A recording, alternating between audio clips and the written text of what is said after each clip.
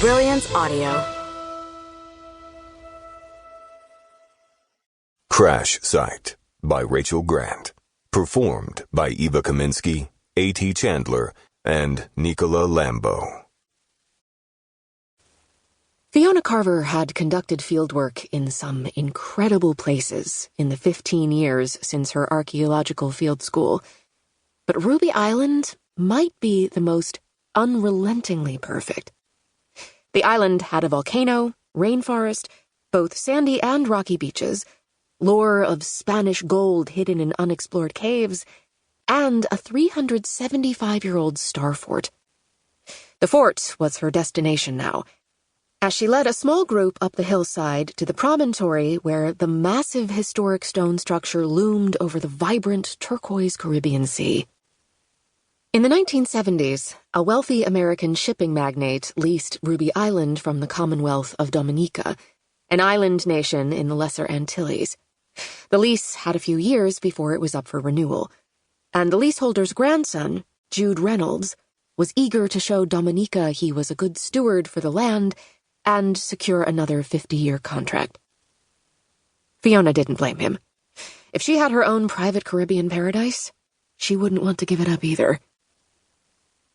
They reached the top of the rise, and she could just see the much larger island of Dominica in the distance, while one of the sheer stone walls of the fort loomed above to the southeast. Laborers had been hard at work last week cleaning up and removing modern-era debris from the site. The view today was quite different from what had greeted her when she'd first hiked here 2 weeks ago, the day after she arrived on the island. Dr. Isaac Finch, a retired archaeologist, and the world's foremost expert on Dominican history from post-Columbian contact to the present, let out a low whistle at the site. "It's nice to see the Reynolds family is finally doing something to clean up Fort Domingo. Last time I was here, it was still littered with garbage from the storage structures that were put up in the 60s, and then taken out by Hurricane Dean in 2007. They never should have built so close to the fort in the first place. Leaving the collapsed building to rust and rot was insult to injury." Fiona could only nod in agreement, glad the remaining built environment on the island, a luxurious estate that included a large mansion, servant bungalows, a solar and wind power station, a small runway, plus several outbuildings related to the fleet of boats and fuel dock the estate required, was confined to the opposite end of the island. Ruby Island's previous leaseholder had built too close to the historic fort, which could have had something to do with the man losing the lease in favor of the Reynolds family a decade later. Her co-worker, Chad Baylor, responded to Finch's valid complaint. "I assure you, Dr. Finch, Jude is not his grandfather or father. He was equally horrified by the state of the fort when he inherited. Clearing out the debris before the film crew arrives was his top priority." As he spoke, her satellite phone buzzed with an incoming text. "Jude. Helicopter ETA in 10 minutes. Are you at the fort yet? Fiona. Just reached the flat below." She looked out over the water, toward Dominica, but didn't see the helicopter.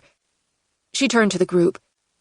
In addition to Dr. Finch, she and Chad were accompanied by Keeley Harris and Gordon Paul, representatives of the Kalinago people.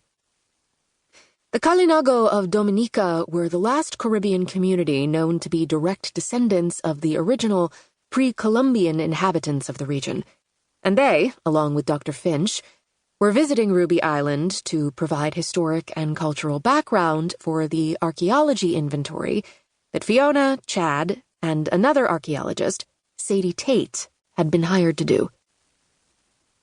In addition to the inventory, Jude Reynolds had also commissioned a documentary for the project, which would begin filming today, as soon as the helicopter transporting the film crew landed next to the Star Fort, approximately 10 minutes from now, according to Jude. Until they got there, Chad was acting as cameraman. He had a camera capable of filming video in HD at a cinematic aspect ratio. Or something. Fiona didn't actually know much about cameras, still or video.